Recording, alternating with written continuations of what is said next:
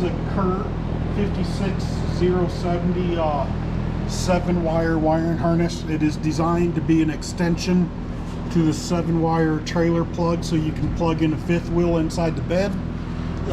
I plan on using it to power this box that's mounted here. So here is the contents of the kit. This should, you simply unplug the 5th or the 7-wire trailer connector, and this should plug in. Like I said earlier, it was designed to be intended on adding a 5th wheel harness inside of the bed. I'm just using it for remote power. This should slide off.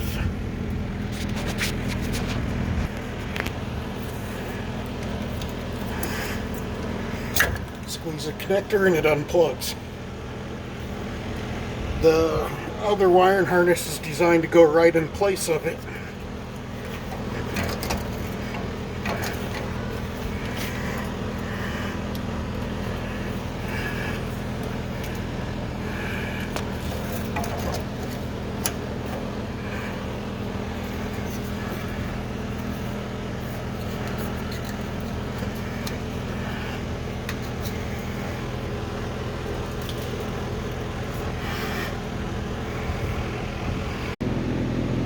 So I don't know if you can see it, but it is plugged in.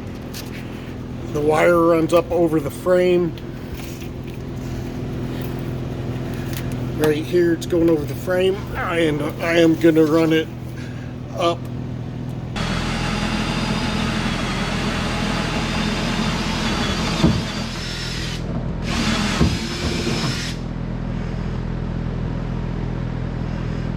This is not going to be a complete how-to video, it's just highlighting a few steps I did. When I drilled a hole through here, pulled this piece of string down so I can pull the wiring harness up through.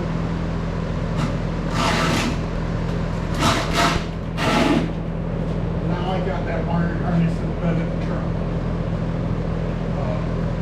I did cut the end off a bit. I'm not going to be using this. I may save it for wiring a vehicle at another time. You may be asking yourself, what does this wiring harness allow? Well, it's going to give you a spot to wire in reverse lights, a spot to wire in running lights.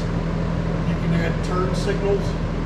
And if you want a dedicated brake light, you can get a 3-wire to 2-wire adapter that would turn each turn signal when they're on together into a brake light.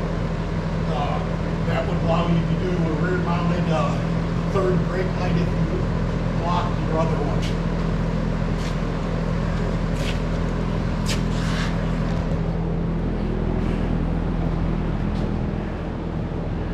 So here you can see where I put a hole in the bed.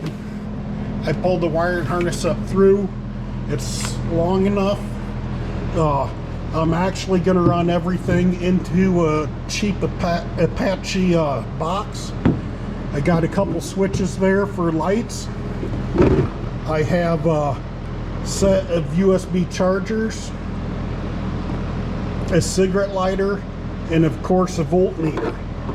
That way I can monitor the system. I can turn off all of these switches on the side, or I can turn them on. I also will have a switch for my bed lights, a switch for my refrigerator, and I have a spare switch for an additional power source.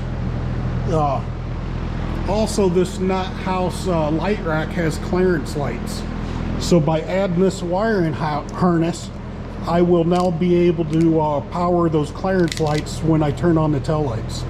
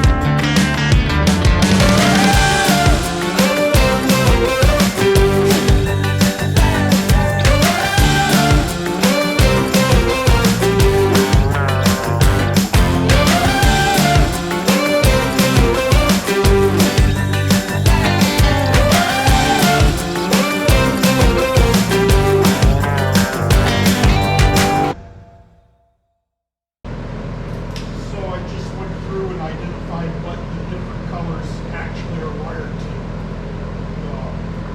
I will post a photo of it in this video.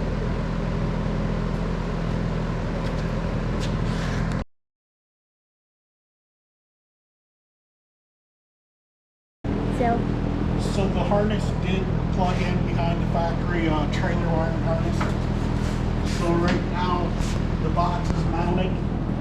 The wires are kind of tucked up underneath. If I want to power the USB chargers or the cigarette lighter or monitor battery voltage, I turn on the top switch. This here turns on the bed lights. I will have a separate switch for the fridge and one for power inside the rooftop tent. Also powered out of there is power to the nut house lights.